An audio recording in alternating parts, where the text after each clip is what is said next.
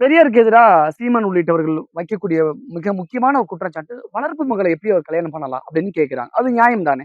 பொய். அவ மணியம்மை வளர்ப்பு மகளே கிடையாது. பெரியாருடைய உதவியாளர். பெரியார்கிட்ட உதவியாளரா வந்து சேர்ந்த ஒரு பெண்மணி. பெரியார் 49ல பதிவு திருமணம் செய்றாரு. 43லயே ஐயாட்ட உதவியாளரா வர்றாங்க மணியம்மை. வளர்ப்பு மகள்னு ஐயாவும் சொல்லல, அவங்களும் சொன்னதில்ல. அன்றைக்கு இருந்த ஐயா வந்து அந்த மணியம்மைய வந்து வாரிசாக்க நினைக்கும்போது, அன்றைக்கு இருந்த தத்தெடுப்பு சட்டத்தின்படி, ஒரு தத்து எடுப்பவரும், தத்து எடுக்கப்படுவரும் ஒரே சாதியா இருக்கணும். அப்ப 2 பேரும் ஒரே சாதி இல்ல. தத்து எடுக்க முடியாது. 2வது வந்து திருமணமானவர் வந்து திருமணமாகாதவரோ, திருமணமாகி மனைவி இழந்தவரோ ஒரு பெண்ண தத்தெடுக்க முடியாது.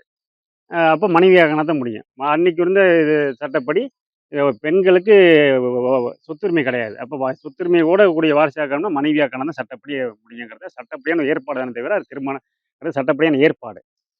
வேற எந்த நோக்கமும் அதில இல்ல. அது வந்து தாம்பத்திய உறவு தான் நோக்கம்னா, ஒரு 6 வருஷத்துக்கு முன்னாடியே அந்த அம்மா கூடவே தான் இருக்காங்க. 6 வருஷமா அந்த ஐயா கூட இருக்கிறாங்க. அது வந்து நோக்கம் அல்ல.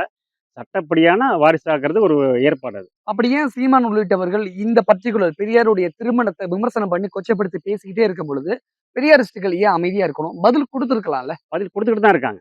பதில் குடுக்காமலாம் இல்ல. ஒருவேள சரியான திசையில, சரியான வழியில பொதுமக்கள போய் சென்றடையலையா? அந்த பதில். மீடியா வந்து ஆரியத்துக்கு ஆதரவா இருக்கிறதுனால, அவங்களுடைய குரல் கடுமை எடுபடுது. மீடியா வந்து எல்லாமே பார்ப்பனிய கையில இருக்கிறதுனால, பெரியார் தொண்டரோட குரல் அந்த அளவுக்கு எடுபடல. அதான் காரணம். பெரியார் சரியான பதில குடுத்துக்கிட்டு தான் இருக்கு. குடுக்காமலாம் இல்ல. ரொம்ப நாளா சொல்லிட்டு தான் இருக்கோம். இவங்க வேற ஒண்ணும் குறை சொல்றதுக்கு ஒண்ணும் இல்ல உங்கள்ட்ட.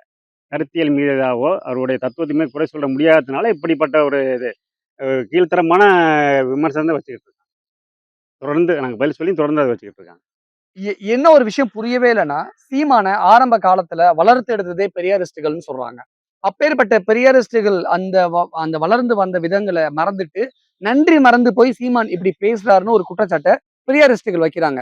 இது சரியான விமர்சனமா? உண்மைதான் அது. ஆரம்பத்தில பெரியார் பேசினாரு. எங்க மேடையில வளர்த்து விட்டவன் தான் சரியா பேசினாரு. ஆனா எங்க மேடையில வளர்த்து விட்டோம். அ சீமானுக்கு நன்றி மறந்து போக அப்படி என்ன அடிப்படை காரணம் இருக்க போகுது? அது ஆரியத்தோட கைக்கூலிய மாறி நிக்கிறாரு. நீ ஒரு காசுக்காக இப்படி அவர் விலை காசுக்கான போயிட்டாருன்னு விலை போயிட்டாரு. சொல்றதெல்லாம் அவரு அபத்தமா காசுக்கான விலை இல்லையா? போயிருக்காரு. ஆமா உண்மை அதான். அவருடைய அன்னைக்கு இருந்த சொத்து மதிப்பு என்ன, இன்னைக்கு அவருடைய சொத்து மதிப்பு என்ன, அன்னைக்கு இருந்த அவருடைய குடும்பத்தோட சொத்து மதிப்பு என்ன, இன்னைக்கு அவருடைய சொத்து மதிப்பு என்ன, எல்லாத்தையும் கணக்கிட்டு பார்த்தா தெரியும். இன்னும் எவ்வளவு வசதியா இப்ப வாழ்றாருன்னு நெனச்சு பார்த்தா, கணக்கு போட்டு பார்த்தாவே தெரியும். பெரியார் எதிர்ப்பு பேசி பேசியே கோடிக்கணக்குல சம்பாரிச்சுட்டாரா சீமான்? உண்மை, உண்மை. இப்ப யார் காசு குடுத்திருப்பா? அந்த சங்கி சங்கி கும்பல் தான். ஆர்எஸ்எஸ், பாஜக கும்பல். அவ்ளோ காசா வச்சிருக்காங்க. ஆமா. அவ்ளோ காசும் சீமானுக்கு மட்டுமா அவங்க சீமான் குடுக்கணும்? மட்டும் இல்ல. சீமான் மாரி அத்தனை பேருக்கும் குடுக்குறாங்க. சீமான் மாரி பெரியாரை பேசுகிற, பெரியாரை கொச்சைப்படுத்துகிற, அவதூறு பரப்புற எல்லாருக்கும் உதவி செய்வாங்க.